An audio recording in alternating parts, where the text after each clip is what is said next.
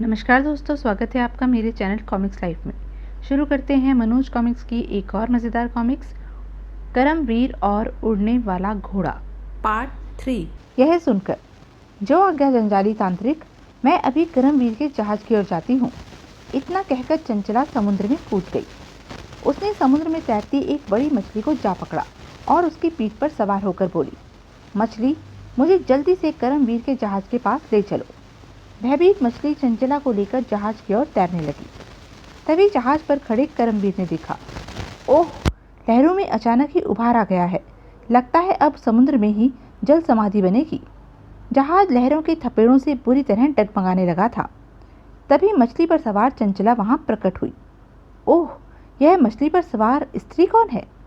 करमवीर अभी सोच ही रहा था कि हा हा हा, करमवीर, मैं जहाज में आकर अभी तुझे खाऊंगी। अरे, यह तो मेरा नाम भी जानती है। लगता है यह कोई मायावी स्त्री है। चंचला तेजी से उसके जहाज की ओर बढ़ने लगी।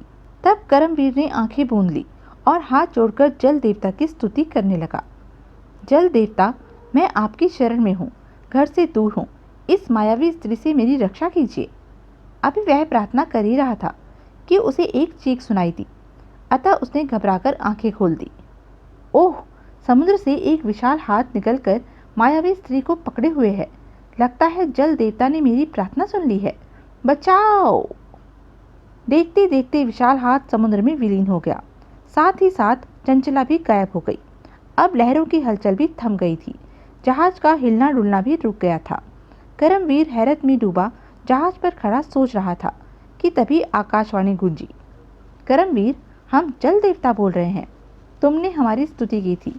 क्योंकि तुम राजकुमारी स्वर्णा की जान बचाने वाले नेक कार्य को पूरा करने के लिए लक्षद्वीप के राजा तिमिर सेन के पास जा रहे हो, इसलिए हम तुम्हारी सहायता करेंगे। आगे की तुम्हारी यात्रा अब निर्विघ्न पूरी होगी।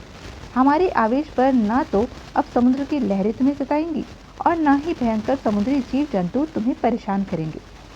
धन्यवाद जल देवता। तब करमवीर ने जहाज आगे बढ़ा दिया। लगता है मायावी स्त्री को राजा बबूल सिंह ने ही मुझे आतंकित करने के लिए भेजा था। कई दिन की यात्रा के पश्चात वह लक्षद्वीप पर उतरा तो राजा तिमिर सेन के सैनिकों ने उसे पकड़ लिया। कौन हो तुम? तुमने इस द्वीप पर उतरने की हिम्मत कैसे की? भाइयों, मैं तुम्हारे राजा तिमिर सेन से मिलना चाहता हूँ। मुझे उनके पास ले चलो। तब उसे पकड़कर सैनिक तिमिर सेन के दरबार में ले आए। दरबार की शान शौकत देखकर करमवीर दंग रह गया। दरबार की ऐसी शान शौकत है तो सारे राजमहल की शान शौकत कैसी होगी? समझ में नहीं आ रहा है कि इतने वैभवशाली राजा को बबूल सिंह ने कैसे हराया होगा। वह हैरान सा चारों ओर देख ही रहा था कि तिमिर सेन ने कड़क कर उससे कहा, कौन हो तुम? राजन, मैं राजा बबूल सिंह का दूत हूँ और उनका संदेश देने आपके पास आया हूँ। कौन बबूल सिंह? हम किसी बबूल सिंह को नहीं जानते। राजन, वही बबूल सिंह जिसने कुछ वर्ष पहले युद्ध में आपको हराया था, जिसके परिणाम स्वरूप आपने हर वर्ष उसे कर देने का वायदा किया था। आपने 2 वर्षों से उसे वह कर नहीं भेजा है। मैं उसी कर की रुकी हुई किस्तों को लेने आया हूँ। क्या बक रहे हो? भला हमें कौन हरा सकता है? तुम्हारा दिमाग तो ठीक है अजनबी।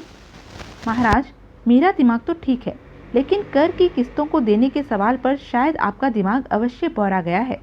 तभी तो आप राजा बबूल सिंह के नाम को भी नहीं पहचान रहे हैं। यह सुनकर तिमिर सेन ने सैनिकों को आदेश दिया, सैनिकों, इस सिर फिरे को पकड़ लो और ले जाकर मौत के घाट उतार दो। आज्ञा पाकर सैनिक करमवीर को पकड़ने के लिए आगे बढ़े। तभी, रुको सैनिकों, रुको। मित्र सागर देवता, तुम इस समय यहाँ? सागर देवता का आदेश पाकर सैनिक जहाँ के तहाँ रुक गए। तब सागर देवता तिमिर सेन के पास पहुंचे और बोले, मित्र तिमिर सेन, यह युवक निर्दोष है, इसे मृत्युदंड न दो। छलिया राजा बबूल सिंह ने इसे अपने जाल में फांसकर यहाँ भेजा है। क्या मतलब? तो सुनो, बबूल सिंह इस युवक करमवीर की पत्नी स्वर्णा से विवाह करना चाहता है। मौका पाकर अपने गुप्तचरों द्वारा उसने सोती हुई स्वर्णा का अपहरण करवा लिया। जब गुप्तचर स्वर्णा को लेकर राजमहल से निकले तो एक विशाल पक्षी उड़ता हुआ आया और स्वर्णा को पंजों में दबाकर उड़ाकर ले गया। सागर देवता, यह आप क्या कह रहे हैं? स्वर्णा तो बबूल सिंह के कब्जे में है। मैं जो कह रहा हूँ करमवीर, वह सच है। स्वर्णा इस समय हरित घाटी पर बनी गुफा में रहने वाले नरभक्षी पक्षी की कैद में है। लेकिन उस पक्षी ने स्वर्णा को क्यों कैद किया हुआ है? स्वर्णा क्या, उस नरभक्षी की कैद में तो अनगिनत राजकुमारियां कैद हैं। वह नरभक्षी पक्षी रात के समय गुफा में से निकलता है और सुंदर राजकुमारियों को अपने पंजों में दबाकर अपनी गुफा में लाकर कैद कर देता है। फिर एक एक करके वह उन राजकुमारियों का खून पीता है। स्वर्णा को भी उसने इसलिए कैद कर रखा है। ओह, करमवीर, बबूल सिंह तुम्हें यहाँ भेजकर तिमिर सेन के हाथों मरवाना चाहता था। वह अपने उद्देश्य में सफल भी हो जाता यदि मैं पुनः आकर यहाँ तुम्हें न बचाता। सागर देवता, मैं आपका आभारी हूँ। तब तक तिमिर सेन की समझ में सारी बातें आ गई थी। वह करमवीर से बोला, करमवीर, बबूल सिंह ने तुम्हारे साथ धोखा किया है। हमें तुम्हारे साथ सहानुभूति है। जाओ, हमने तुम्हें क्षमा किया। जाओ, यहाँ से जाकर अपनी पत्नी स्वर्णा की नरभक्षी पक्षी से रक्षा करो। महाराज, अब यह असंभव है। मैं हरित घाटी तक कैसे जाऊंगा? क्या पता जब तक मैं वहां पहुंचूं नरभक्षी पक्षी स्वर्णा का खून पी चुका हो। करमवीर, तुम निराश न हो, हम तुम्हारी सहायता करेंगे। हम अपना उड़ने वाला घोड़ा तुम्हें देते हैं, तुम उसकी पीठ पर बैठ जाना। वह क्षण भर में ही तुम्हें हरित घाटी में पहुंचा देगा।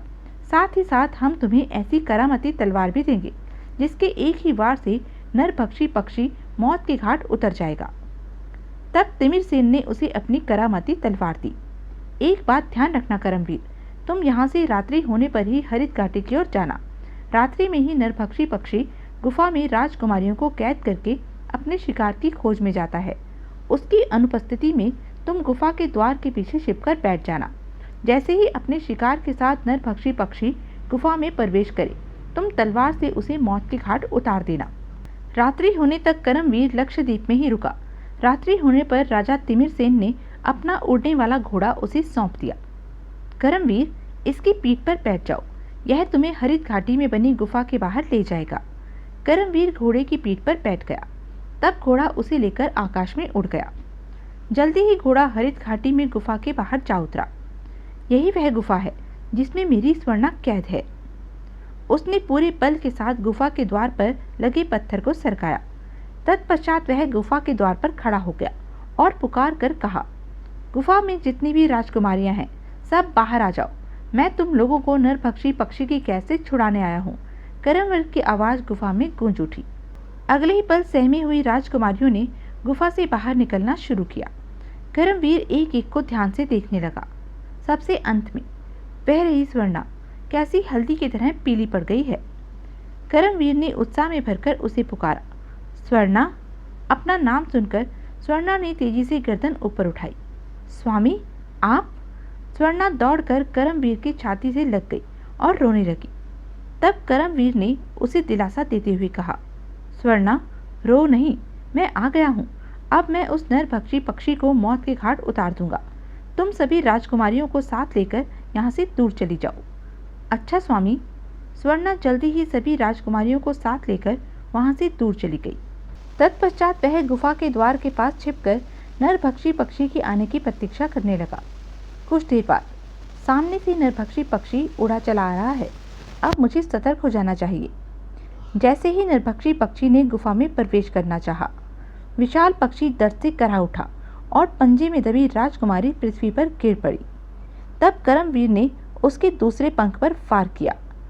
भयंकर चित्कार करते हुए नरभक्षी पक्षी ने प्राण त्याग दिए। तत्पश्चात वह पृथ्वी पर पड़ी राजकुमारी के पास गया। तुम किस देश की राजकुमारी हो? मैं बाबुलपुर राज्य के राजा बबूल सिंह की बहन राजकुमारी कल्पना हूँ। यह नरभक्षी पक्षी मुझे मेरे शयन कक्ष में से उठाकर ले आया था। इतना कहकर कल्पना रोने लगी। यह देखकर राजकुमारी कल्पना, चुप हो जाओ। नरभक्षी पक्षी का आतंक अब समाप्त हो चुका है। डरो नहीं, मैं तुम्हें सकुशल तुम्हारे भाई के पास पहुंचा दूंगा। तब कल्पना को साथ लेकर करमवीर उस स्थान पर पहुंचा जहां स्वर्णा और अन्य राजकुमारियां थीं। उसने सभी राजकुमारियों से कहा, नरभक्षी पक्षी को मैंने मौत के घाट उतार दिया है। अब तुम लोग स्वतंत्र हो। अब तुम लोग अपने अपने राज्य वापस जा सकती हो। तब करमवीर को धन्यवाद देकर सभी राजकुमारियां अपने अपने राज्य की ओर चली गई। तब करमवीर स्वर्णा और कल्पना से बोला, तुम दोनों मेरे साथ मेरे घोड़े पर बैठ जाओ। तीनों घोड़े पर बैठ गए।